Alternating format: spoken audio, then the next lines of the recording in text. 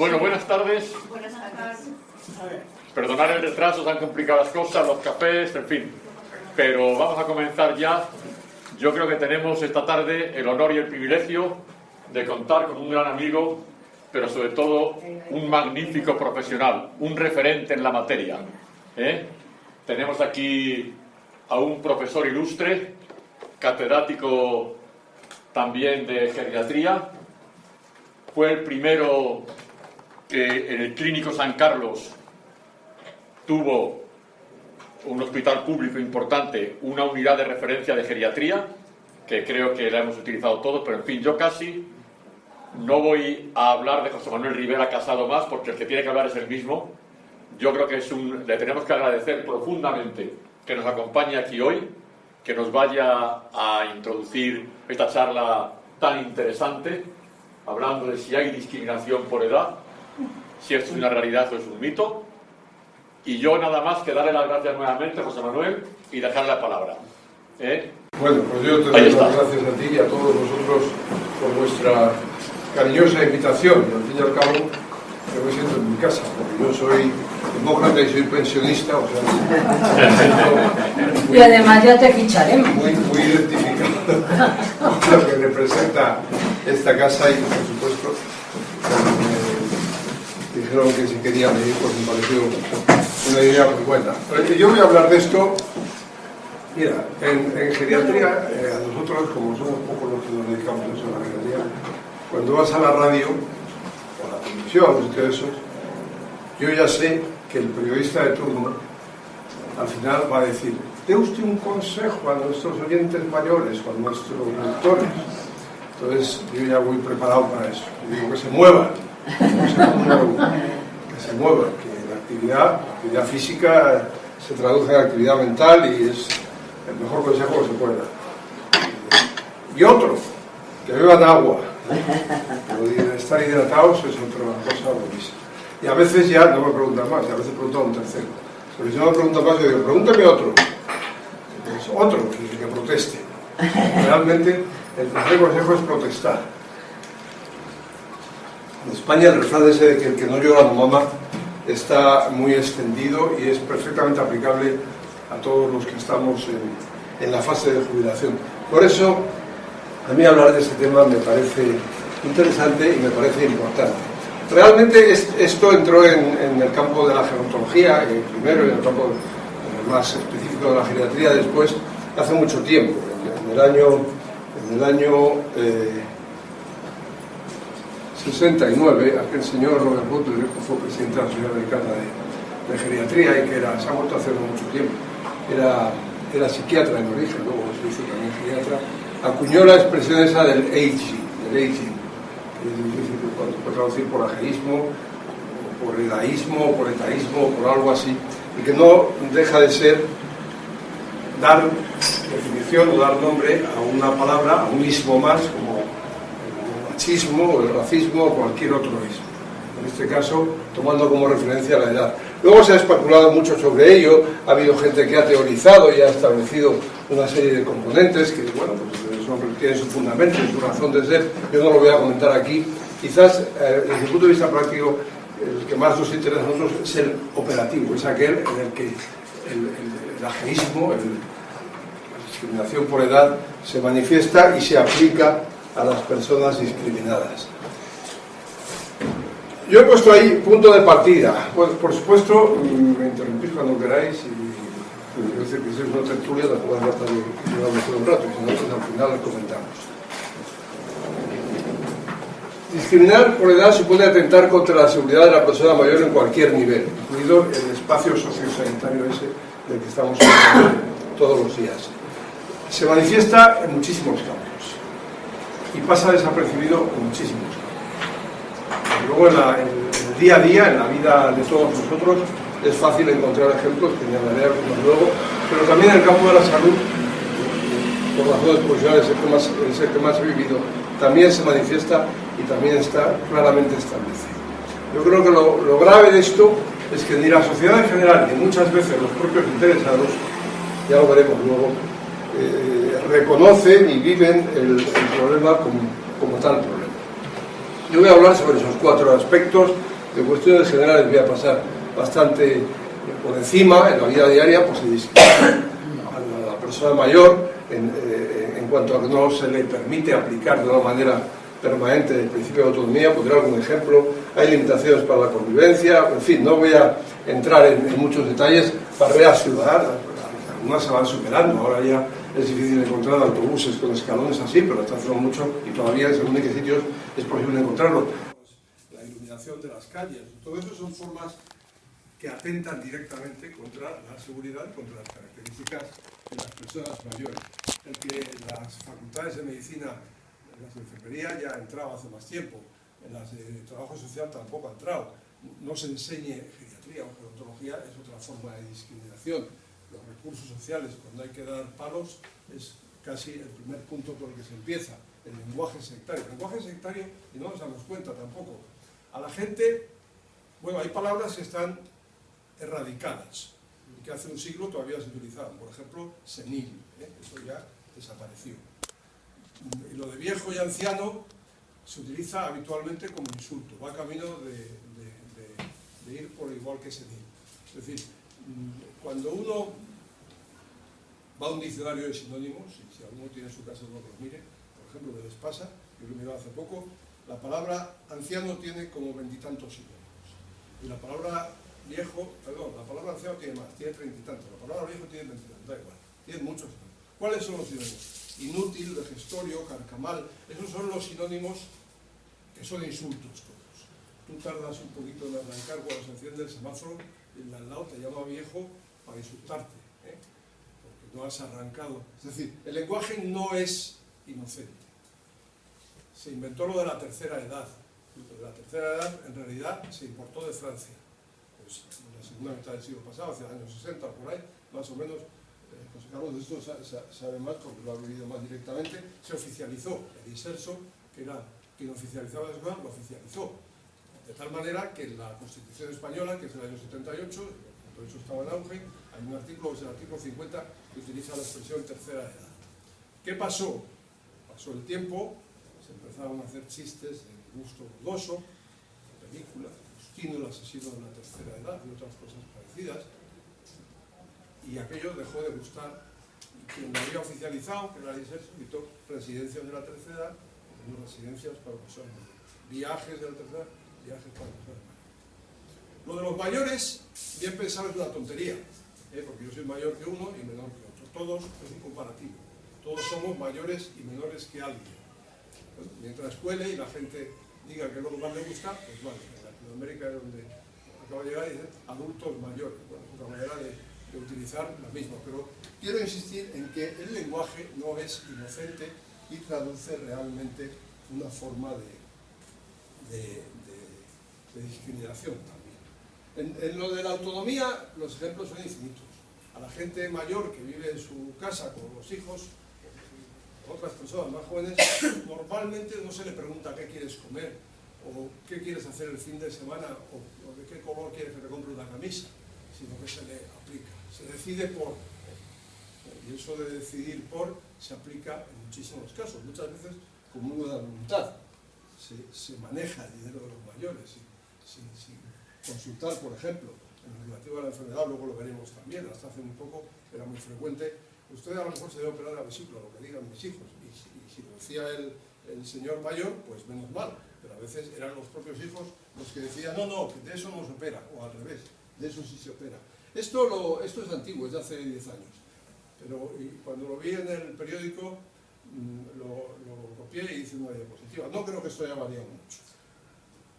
En este momento, dentro de 15 días vamos a votar, la proporción de personas mayores de 65 años que votan está por encima del 30%. O sea, la población de más de 65 años está en el 18%.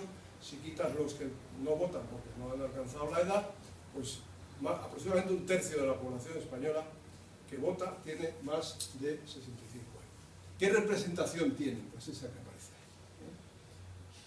Cortes generales, parlamentos de las comunidades autónomas, ayuntamientos, ninguno llega prácticamente al 5%. Y algunos, por ejemplo, los ayuntamientos no llegan ni al 1,5%. Donde más hay, y hay muy pocos, es en el Parlamento Europeo, que nos mandan los partidos a los que no saben qué hacer con ellos. Ahora hay muchos más, ¿eh?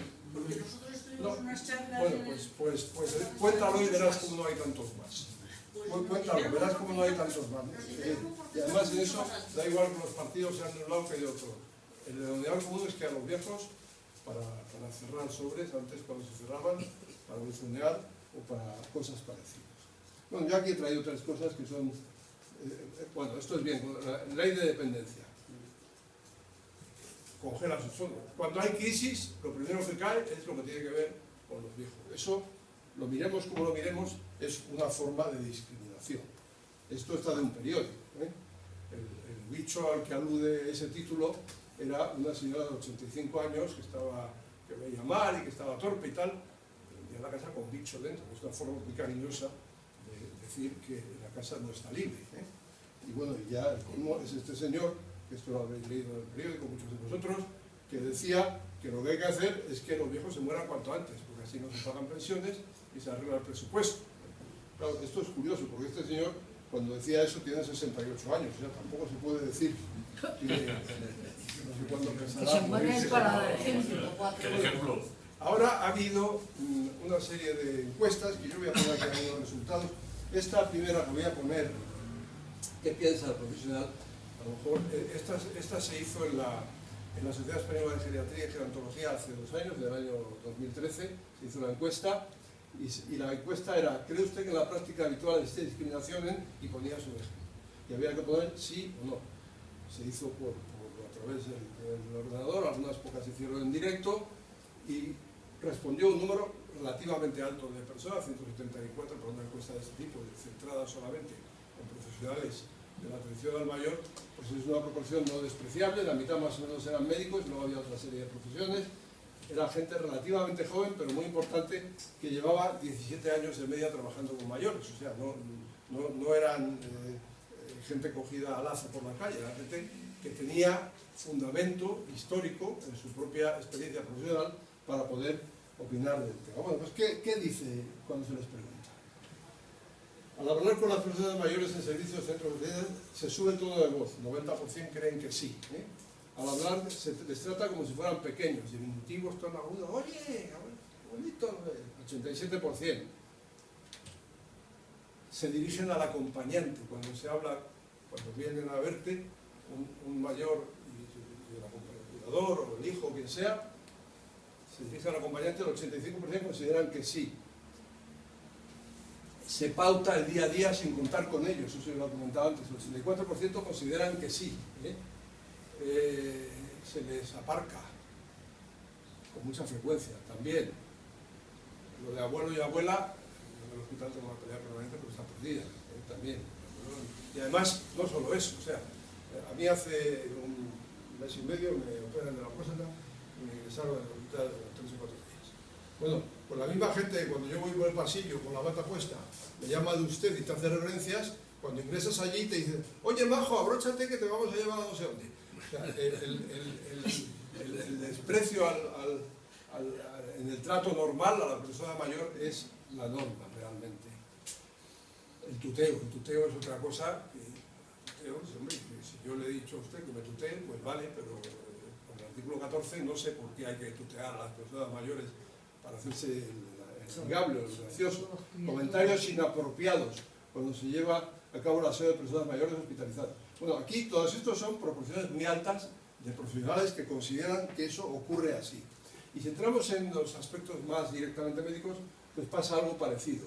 Se discrimina en el acceso a unidades especiales de alto coste, a realizar una prueba cara, a ingresar en una UBI o cosas parecidas.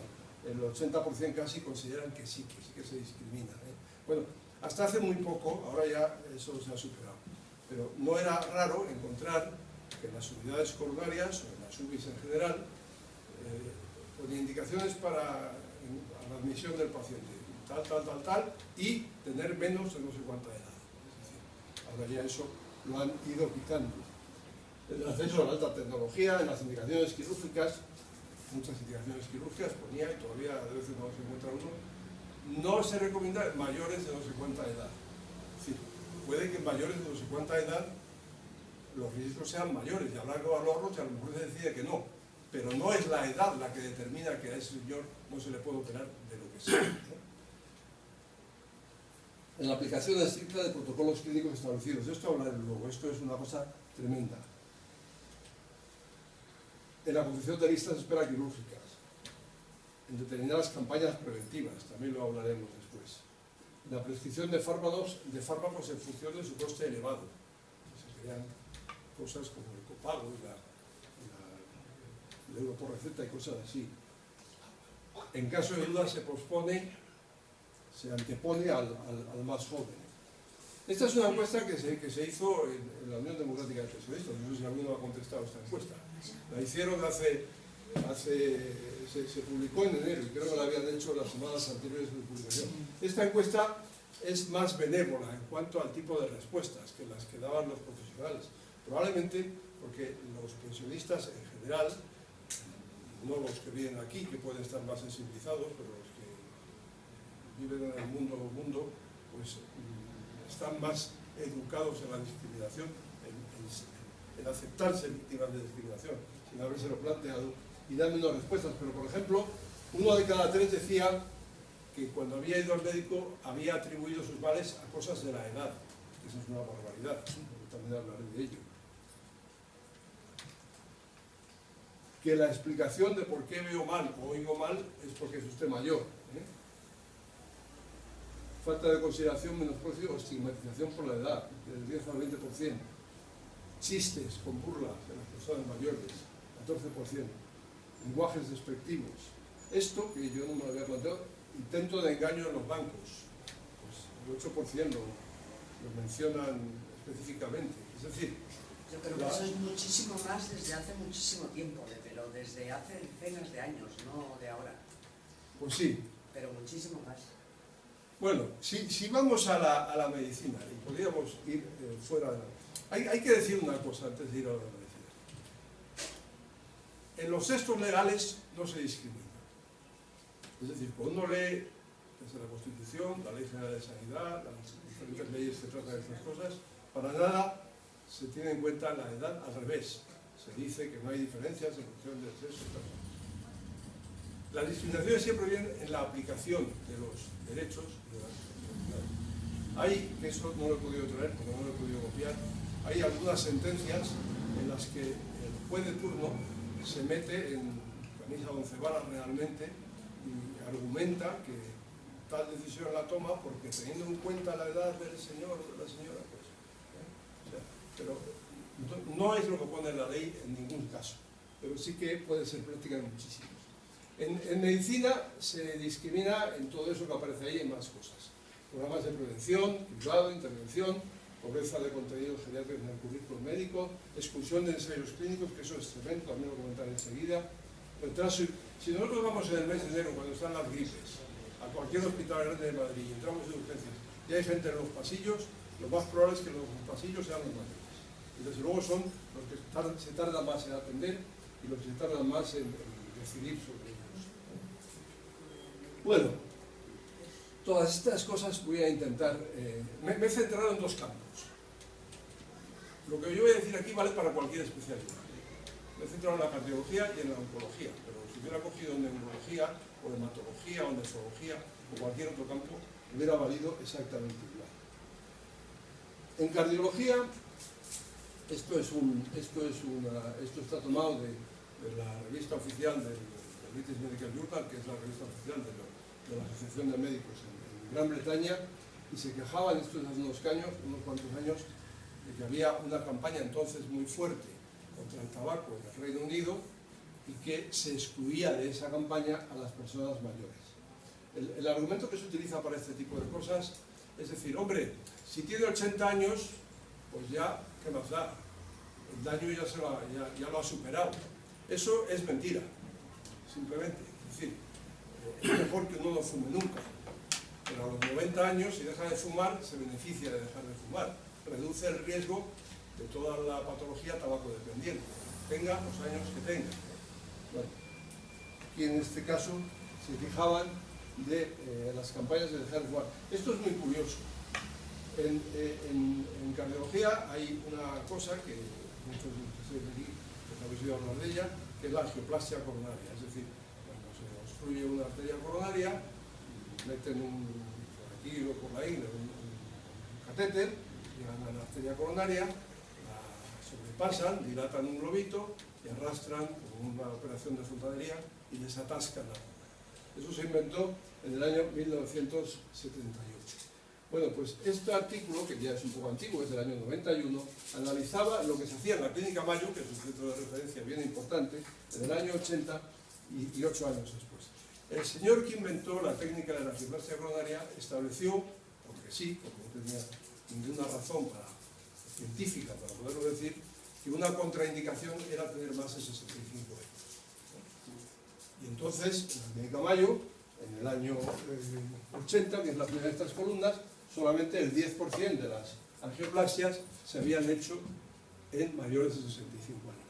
Como se vio que eso funcionaba, pues siguieron haciendo. Y 4 años después ya era del 30%. Y en el año 88 ya eran más de la mitad. Y ahora casi todas, una mayoría muy importante de las angioplastias, se establecen, se practican en gente mayor. Aquí la discriminación viene de un principio a priorístico cuyo único fundamento es, claro, en la Clínica Mayo es una clínica privada, la gente paga, y los americanos mayores, pues muchos de ellos son ricos y se esfuerzan que se haga eso. Por cierto, exactamente lo mismo ocurrió cuando se establecieron los programas de diálisis crónica. Cuando la diálisis crónica se implantó en medicina, también en los primeros sitios en los que se puso en marcha los programas, una contraindicación era tener más de 65 años. En este momento, la inmensa mayoría de la gente que está en programas de diálisis tiene más de 65 años, porque se parte de una a priori que no tiene ninguna base científica, tiene... Vaya usted a saber qué tipo de base tiene. Aquí tienes un ejemplo viviente, 83. Bueno, pues eso... Dializado 3 días a la Pues si semana. hubiera nacido 20 años antes, le hubieran mandado a la calle porque le hubieran dicho que no tenía edad para ser dializado. Bueno, estos son una serie de artículos que básicamente lo que vienen a decir es, este artículo es de hace 10 años, pero los hay antes y los hay después. Aquí lo que hicieron fue coger 4.600 sujetos que habían tenido una enfermedad coronaria. Claro, cuando uno que le da el dolor, se sospecha que puede ser un infarto, lo que hay que hacer está muy claro, está escrito en Estados Unidos, en España, en Francia, en todos los sitios hay un protocolo muy claramente establecido. Dice que hay que llamar rápidamente a urgencias, que venga una ambulancia a buscarte, que la ambulancia esté monitorizada y te vayan monitorizando, que al llegar al hospital te hagan A, B y C para comprobar el diagnóstico, que si el diagnóstico se confirma, te hagan A, B y C para resolver el problema o buscar la mejor solución en cada caso. O sea, eso está perfectamente estandarizado en protocolos. Bueno, pues aquí establecen 3 grupos de edad, menos de 65, 65, 75 y más de 35. ¿Y qué encuentran? Que a medida que el grupo de edad es mayor, pues se hace peor las cosas. Se tarda más en ir a buscarles, se tarda más en atenderles, se aplican peor los protocolos diagnósticos, se aplican peor los protocolos terapéuticos y se aplica peor el seguimiento. Artículos como este hay muchísimos. Entre paréntesis, si es mujer, todavía peor. Y si es negro en Estados Unidos, pues todavía peor. Si una señora mayor negra que tenga un infarto, pues más la vale morirse en su casa, porque las posibilidades de que le hagan caso son pocas. Este es otro artículo parecido. Aquí lo que valoran es, en función de la edad también, en cuidados intensivos, personas mayores con síndromes coronarios agudos, pues a los viejos, que hay una forma de evaluarlos, es practicar un cateterismo, una P significativa, en contra de los viejos. Esto es lo que acabo de decir. Hay muchos, yo no he traído, tengo bastantes diapositivas de artículos que recogen esto mismo, diferentes aspectos de esto mismo, y todos son coincidentes en que todas estas cosas ocurren. Se cuestiona su ingreso a la seguridad social. Esto, bueno, en el hospital ya no pasa, pero yo me acuerdo que hace 20 años que la urgencia era un poco más pequeña de la que es ahora y estaba muy separada de la unidad coronaria. Llegaba un señor de la urgencia, llamaba a la coronaria: tengo un infarto. ¿Cuántos años tiene? ¿Tienes cama? ¿Cuántos años tiene? 83. Pues no tengo cama. 50, sí que tengo cama. Salvo que el interesado del infarto fuera el padre de la UBI, en cuyo caso solía haber cama también. Bueno, los ensayos clínicos ya lo he comentado también. Lo de los ensayos clínicos es tremendo. Yo he traído un ejemplo nada más. La insuficiencia cardíaca es un síndrome muy frecuente. Muchísima gente, probablemente varios de los que estamos aquí, nos vamos a morir de insuficiencia cardíaca, pero es una enfermedad, es un síndrome, es decir, es una situación clínica a la que se llega por diferentes vías que se da fundamentalmente en la gente mayor. Es decir, se sabe que a partir de los 45 años, cada década se duplica la incidencia y la prevalencia de insuficiencia cardíaca. A los 55 años hay el doble que a los 45, a los 65 el doble de a los 55. Esto hace que la inmensa mayoría de la gente sea muy mayor. Por ejemplo, esto es un registro que se llevó a cabo durante 12 años en Suecia, viendo los informes de alta de los hospitales, qué edades tenían los señores que tenían insuficiencia cardíaca. Y resulta que de casi 300.000 señores que entre diagnóstico inicial o diagnóstico secundario aparecían las palabras insuficiencia cardíaca, pues solamente el 8% de los hombres y el 5% de las mujeres tenían menos de 65 años. Es decir, es una enfermedad que se da, por definición, en gente mayor. Y tanto más cuanto mayor es la gente. Bueno, pues entonces lo lógico sería pensar que los ensayos clínicos con fármacos que se utilizan y que se crean para manejar la insuficiencia cardíaca se llevaran a cabo en gente que es la que los va a usar, gente mayor. Pues pasa todo lo contrario. Estos son una serie de ensayos clínicos llevados a cabo en los años 90, en la segunda mitad y en la primera mitad de la década anterior, y vemos que estos son los ensayos más importantes, son los que han servido de base para que la medicación que se aplica en estos momentos a cualquier sujeto que tenga insuficiencia cardíaca sea la que es. La edad media, quitando que se decidió expresamente que solamente incluye a la gente mayor de 70 años, y que por cierto es el último de todos ellos, todos los demás, las edades están con enfermos que no llegan, en el mejor de los casos, al 8% de hombres que tenían menos de 75 años y al 5% de mujeres. La representación de las mujeres, por otra parte, pues es bastante ridícula también en casi todos los... siendo así que las mujeres tienen insuficiencia cardíaca en la misma proporción que los hombres. Entonces, este es otra revista de primer nivel también, donde se hace una llamada a incluir gente mayor en los ensayos clínicos. Yo he hablado de la insuficiencia cardíaca, podría haber hablado de otras patologías cardíacas y de otras patologías de cualquier otra esfera de la medicina. Aquí en esta revista lo que se pide es luchar contra la discriminación en cardiología. Lo escribe una cardióloga y lo justifica, es una editorial. En oncología pasa más o menos lo mismo. Cuando se les pregunta a los profesionales, pues dicen que sí, que es verdad. Encuentran, esta es una encuesta de la Universidad de Glasgow, dice actitudes negativas mantenidas y significativas hacia el viejo con independencia del género, de la profesión y de la experiencia clínica del encuestado. Es decir, ya la predisposición del señor que va a afrontar la atención de esa persona, pues es negativa. Esto es exactamente lo mismo, son dos estudios, uno toca, me parece que es médicos y otro toca estudiantes. Existe bias en función de la edad a la hora de sugerir tratamientos, y con los estudiantes ocurre exactamente lo mismo. Aquí se hace una encuesta sobre si se les trata diferente o no en función de la edad a la gente en la universidad. La mayor parte dice que la edad no es motivo para tratar diferente, pero todos creen que el joven recibe un tratamiento más intenso, se dedica más tiempo a la consulta, se le asignan médicos más expertos, se hace un seguimiento más a largo plazo. ¿Por qué? Los viejos están peores, debía usted dedicarle más tiempo y seguirle más tiempo también. Porque sintonizo mejor con el más joven, me cae mejor, es más cómodo tratar a una persona de 40 años que a una persona de 80. Pues por ahí van las explicaciones.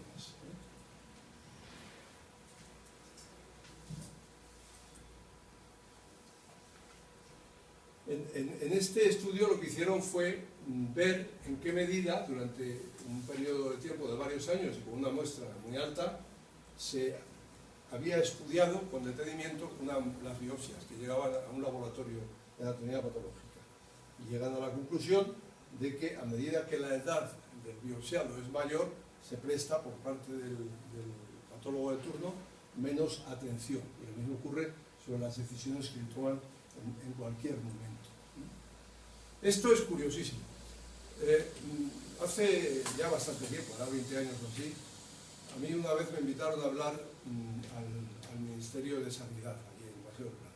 Y al lado mío, en la mesa, estaba sentado el director general del INSALUD en aquel momento. Y el hombre iba a hablar, o sea, estaba entusiasmado. Empezó a contar que el Ministerio había decidido hacer una campaña de diagnóstico precoz de cáncer de mama, y que iba a ser universal y que las mujeres españolas se iban a beneficiar muchísimo de eso. Todo estaba muy bien, salvo que la campaña se acababa a los 60 años. Luego, más adelante, lo prolongaron a los 63, a los 65, ahora creo que está cerca de los 70 años. Entonces yo le pregunté, ¿y por qué acabáis a los 60 años? Las de 64 no tienen cánceres de mama y no se benefician de un diagnóstico precoz. Sí, pero no hay dinero para todos. O sea, claro, el utilizar la edad como criterio a la hora de seleccionar a quién le ofrezco un posible beneficio y a quién no, pues es una aberración, que no tiene ningún sentido a mi juicio. No tiene... Bueno, pues eso no solamente pasa, o pasaba y sigue pasando todavía en el Ministerio de Sanidad, sino que pasa en muchos más sitios. En estos estudios que aparecen aquí, hace no demasiado tiempo, 2008, 2010, llegan a la conclusión de que se hacen muy pocas mamografías por encima de los 80 años. Aquí no se hacían pagando, pero el screening ese generalizado no se hacen. Sin embargo, cuando se hacen, las ventajas están claras. La detección es más precoz y las posibilidades de actuar también son mayores. La esperanza de vida media de una mujer es relativamente alta. En este momento eso va para arriba y la gente llega a edades avanzadas. Y aquí está hablando de 80 a 90, pero es que podríamos bajar la cota a 70 o a 65. Y la recomendación es que la edad no debe ser nunca un criterio para las recomendaciones de despistaje en el caso del cáncer de mama. Otro estudio que incide en lo mismo. A medida que aumenta la edad, peor tratamiento y menor seguimiento. Aquí analizaban diferentes formas de tratamiento en mujeres posmenopáusicas con cáncer y cómo las manejaban. Esto es lo mismo. Menos información, que es otra forma de discriminación también. Menos información, a las pacientes de más edad se cargan más las cintas en los riesgos, en su edad, las posibilidades de que tenga usted determinadas cosas son altísimas, y la recomendación era abandonar este tipo de actitudes. En el carcinoma de colon ocurre exactamente lo mismo. También se retrasa, también se decide con menos generosidad a la hora de hacer recomendaciones. En el carcinoma de pulmón igual, aquí en este estudio 48 hospitales, 1.600 pacientes, grupos de edad de diferentes edades, diferencias en cuanto a verificación histológica, lo comenté antes, manejo terapéutico y supervivencia. En el peor pronóstico que tienen los mayores juega un papel muy importante el tratamiento subóptimo basado en la edad. Estos son formas de discriminación que la gente no tiene en cuenta, esto no lo voy a comentar, pero son otros tantos y hay muchísimos más. Aquí he traído algunas referencias de estudios de diferentes tipos de tumores y todos ellos más o menos llegan a la misma conclusión. Dice, bueno, es que ya los mayores no tienen, que me dejen en paz, no tienen ganas, eso es mentira. Los mayores no tienen ganas de que les dejen en paz, tienen ganas de que les traten bien. Aquí en este estudio lo que se hizo fue una encuesta a 244 pacientes con cáncer de cualquier edad en Chicago para saber si el paciente, si la edad condicionaba la opción terapéutica y si la edad condicionaba las expectativas en cuanto a su posible calidad de vida. Y encuentran que no hay diferencias para aceptar tratamiento con quimioterapia en función de la edad, que es verdad que a medida que la edad es mayor se valora más la calidad que la cantidad de vida, probablemente porque se piensa que se tiene menos, por lógica, pero no debe ser este un criterio. ¿Y eso por qué ocurre? Todo tiene explicación, evidentemente, no tiene justificación, pero sí que tiene explicación. Claro, cuando un señor está aquí sentado y aquí llega un enfermo, si es muy mayor, pues da más guerra, pues sube más tiempo, se entera peor, tienes que recurrir a veces al acompañante para que explique mejor las cosas, oye mal, algunos pueden tener deterioro cognitivo, si les dices que se quiten la camisa para escuchar, no encuentran el botón y tardan más en abrocharse. Todo eso puede explicar, ¿eh? No justifica. La comunicación puede ser más difícil o frecuentemente. Son muy frecuentes las manifestaciones atípicas en las enfermedades, no se presenta igual una pulmonía a los 20 que a los 80, ni un infarto de miocardio, eso se suele ver. Entonces, como la gente no estudia geriatría en las carreras, pues muchas veces no tiene elementos de juicio suficientes para poder calibrar el diagnóstico en la medida en la que debería hacerlo, ¿eh? Hay miedo a la hora de aplicar algunos tratamientos. Por ejemplo, esto de la anticoagulación es muy curioso. Yo no sé si aquí hay alguien que esté con Sintrom, es posible que sí, pero lo del Sintrom es un invento relativamente moderno, es decir, anticoagular sistemáticamente para prevenir trombosis y embolias en determinadas situaciones clínicas se empezó a introducir en medicina hacia los años 80, o quizá un poco antes. También se consideró que tener más de 65 años era una contraindicación para dar Sintrom o otros anticoagulantes que se han utilizado también. Dice, ¿por qué? Dice, no, porque sangran más. Entonces no hacen embolias, pero hacen una hemorragia y se mueren. Bueno, eso es mentira, o sea, eso está estudiado. Es verdad que aumenta un poquito el riesgo de hemorragia en relación con el paciente más joven, pero la reducción del riesgo de embolias y trombosis es muchísimo más alta que el aumento del riesgo de hemorragia. Entonces yo he asistido en congresos de geriatría, porque tú ya venías también a esos, en los que todavía se discutía esto, pues desde los años 90. Ahora eso ya no tiene discusión, es decir, si hay una indicación de anticoagular, pues se anticoagula, aunque el señor tenga 87 años. Las razones para no hacerlo entran en el capítulo de las razones generales. Pues si es un señor que ya tiene muchos problemas de coagulación y realmente posiblemente va a sangrar, pero eso pasa igual aunque tenga 25 años, que tenga 87. O si es, en fin, hay algunas indicaciones, no necesariamente ni necesariamente relacionadas con la edad, para no hacerlo. Pero no sería nunca por la edad. Ahora eso se ha admitido, pero es una muestra más de cómo determinado tipo de decisiones, antes pues hablaba de la diálisis o hablaba de la angioplasia coronaria, con la anticoagulación ha pasado algo parecido. La administración de fármacos antineoplásicos es otro ejemplo de lo mismo, también el miedo a hacer daño, ¿no? Que crezca el tumor, anticánceres, la quimioterapia, vamos. Bueno,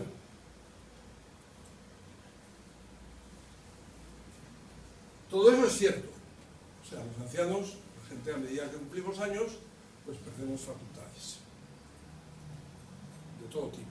Físicas, mentales, vemos peor, tenemos la boca peor, tenemos menos fuerza, pero eso no debe ser una razón para discriminar. El nivel cultural de la gente mayor es un factor muy importante. Digo que el nivel cultural, claro, la gente que ahora tiene 90 años, y no tantos, y más, ha vivido una infancia en la cual la escolarización no era obligatoria, el trabajo infantil se practicaba, y ha vivido unas situaciones mucho más duras. Y han dicho, y todos los que estamos aquí lo hemos oído, quiero que mi hijo tenga lo que yo no tuve, y no digamos ya mi nieto. Y eso se ha cumplido. Las generaciones que andan de edades de 40, 50, por ahí, pues tienen un nivel cultural y de estudios y de todo tipo muy superior al que tuvieron sus padres, globalmente consideradas. Y eso, paradójicamente, se ha vuelto contra el viejo. En una sociedad tremendamente competitiva como la nuestra, pues eso, que no lloran los bombas y los viejos, han sido educados en la resignación. Y hay unas frases que son absolutamente ofensivas y que se dicen todos los días como si fuera lo más normal del mundo. Por ejemplo, decirle a un señor, eso es por la edad. O decirle, bastante bien está usted para los años que tiene. O decirle, a su edad que querrá.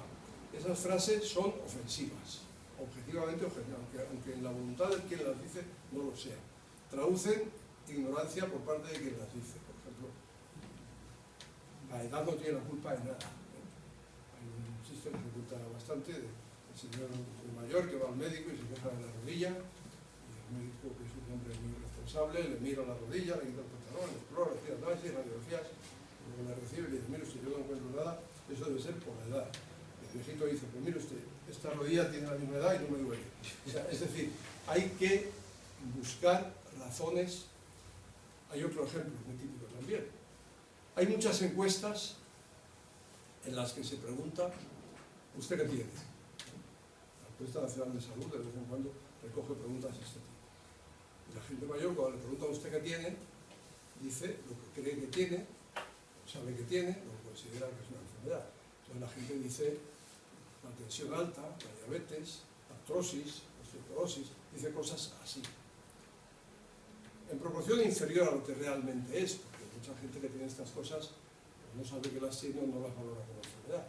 Pero lo que dicen poquísimo, poquísimo, en todas las encuestas, menos del 10%, es: veo mal, oigo mal, o tengo la boca hecha un asco. ¿Por qué? Porque han sido educados en la idea de que eso son cosas de la edad, y eso la sociedad que querrá, y eso no tiene nada que ver. Eso es una barbaridad también. A la gente hay que explicarle que, primero, hay formas de intentar prevenir determinadas pérdidas en estos campos. Segundo, si se han producido pérdidas, hay maneras de evaluarlas, y en muchos casos hay maneras de compensarlas o de recuperarlas, estas pérdidas. Esas son formas también muy típicas de discriminación realmente por la edad. Dan más trabajo al profesional, pues es verdad, pero bueno, tiene menor capacidad de defensa, eso es cierto, y eso tiene que ver con el nivel cultural. Los viejos se quejan menos en general, están más acostumbrados a tragar con lo que sea, ¿no? Y tienen los mismos derechos. Claro, este tipo de actitudes van contra el derecho, porque ya digo que en las leyes no existe ningún fundamento para dar por buenas estas cosas. De vez en cuando esto va a los tribunales. Y hay alguien que se queja de que no le han hecho, ya una vez sale en el periódico obligado a indemnizar porque no sé qué, no sé cuánto. Pero eso es excepcional. Lo normal es que eso huele, ¿no? Pero va también contra la ética. El principio de equidad, que es uno de los 4 grandes principios de la bioética, se cae por su peso cuando se discrimina a las personas mayores. Va contra la tradición, eso del juramento hipocrático y todo eso, no a las diferencias en función de que sea señor o esclavo, hombre o mujer, o mayor o menor, etc. Van contra la evidencia científica, ya he señalado ejemplos, la diálisis o cosas así. Si hay evidencia científica, claro que se diga, pero en ese terreno decir que porque uno tenga determinada edad no puede ser beneficiario de un procedimiento médico o un procedimiento social, porque yo me he centrado mucho en la medicina, pero todo esto es perfectamente aplicable también en el campo fuera del campo de la medicina. Y va contra el sentido común, claro. ¿Dónde pones la raya? ¿A los 75, a los 65? Pues hay mucha diferencia entre uno de 75 y uno de 65. Realmente es completamente absurdo. Claro, en medicina las respuestas siempre deben ser individualizadas. Y por eso digo que la edad nunca debe ser un criterio.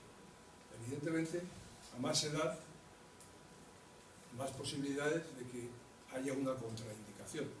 Pero no por la edad, sino por el tipo de las características específicas que tiene ese señor. En algunos países, todavía, y en España hace tiempo, así era también, la renovación del carnet de conducir estaba sujeta a la edad. Es decir, ahora se hace una cosa que está muy bien, que es reducir los plazos para la renovación.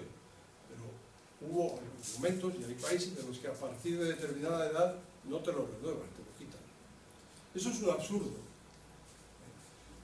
Evidentemente, a un señor de 90 años que vaya a renovar el carnet de conducir, las posibilidades de que en el examen médico le digan usted no ve, o anda mal de reflejos, o está demenciado, son mucho mayores que a uno de 40.